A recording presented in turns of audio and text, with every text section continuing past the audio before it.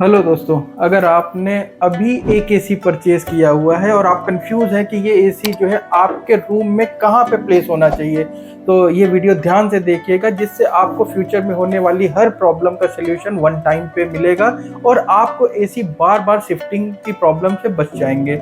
कुछ ही बातें हैं जो आपको ध्यान में रखनी। नंबर एक, एसी की हाइट कितनी होनी चाहिए। आपको बता दें, जब आप रूम में अपने एसी लगवा रहे हैं तो लगभग एसी जो है 6 से 7 फीट की हाइट पे जमीन से होना चाहिए, 6 से 7 फीट पे। उसके कुछ फायदे होते हैं। नंबर एक, आपको जैसे पता होगा कि जो गर्म हवा होती है वो नीचे से ऊपर की ओर जाती है और जो ठंडी हवा होती है वो ऊपर से नीचे की ओर आती है। तो जब एसी 6 से 7 फीट की हाइट पे होता है तो सबसे पहले ठंडी हवा जो है बड़ी आसानी से ऊपर से नीचे की ओर आती है, जिसकी वजह से क्या है, आपका रूम पूरा इवनली जो है कूल हो जाता है और आपको बेस्ट एयर थ्रो मिलता है।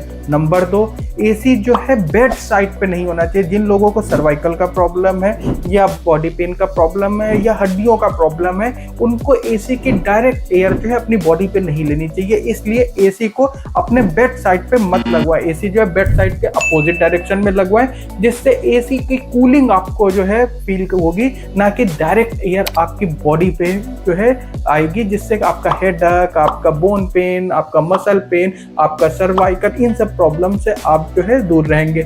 तीसरा पॉइंट, जहां पे एसी का इंडोर लगा है या आउटडोर लगा है वहां पे सनलाइट डायरेक्ट नहीं पड़नी चाहिए, क्योंकि अगर वहां पे आपके एसी के इंडोर पे सनलाइट डायरेक्ट पड़ रही है तो एसी के कॉइल का जो टेम्परेचर होता है वो रेज होना चालू हो जाएगा, जिसकी वजह से एसी की परफॉर्मेंस खराब हो जाएगी और आपको उतनी बेहतर कूलिंग नहीं मिलेगी और आपका बिजली का बिल जो है एक साइड पे बढ़ता हुआ चला जाएगा, जो कि आप कंट्रोल नहीं कर पाएंगे।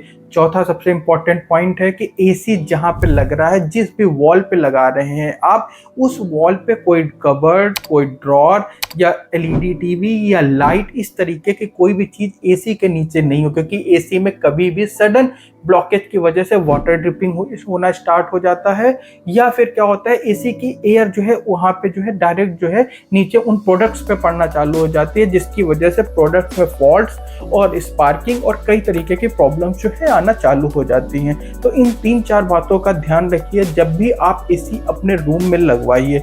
और क्या गलतियां ना करें, इन शॉर्ट 2-3 चीजें और मैं बता देता हूं। सबसे पहले, एसी बिल्कुल डोर के पास नहीं लगा, क्योंकि बार बार आपके डोर की ओपनिंग होना चालू हो जाएगी, जिसकी वजह से आपकी ठंडी हवा डोर से जस्ट बाहर निकलना चालू हो जाएगी और रूम की कूलिंग बहुत जल्दी से इफेक्ट हो जाएगी। रूम प्रॉपर ठंडा नहीं हो पाएगा। एसी जो है हीट सोर्स के पास में नहीं होना चाहिए, जहाँ पे जो है गर्म या कोई ऐसी चीज एलईडी टेलीविजन जैसा मैंने बताया कुछ लगा हुआ है, तो वहाँ पे जो है एसी नहीं लगाना चाहिए। और तीसरा क्या है, फर्नीचर के बिल्कुल पास में नहीं लगाना चाहिए, क्योंकि उसके मॉइस्चर से फर्नीचर में दीमक और बहुत सारी चीज़ें जो है इकट्ठा होना चालू हो जाती है।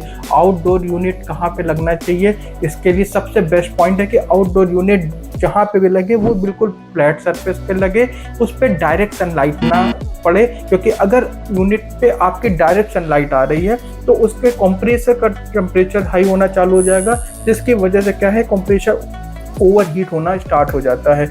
और अगर आपका आउटडोर एक क्लीन सरफेस पे नहीं है तो उसमें हल्की वाइब्रेशन की वजह से आपने देखा होगा कई बार आपके एसी में गैस लीकेज की फ्रीक्वेंट प्रॉब्लम बनी रहती है।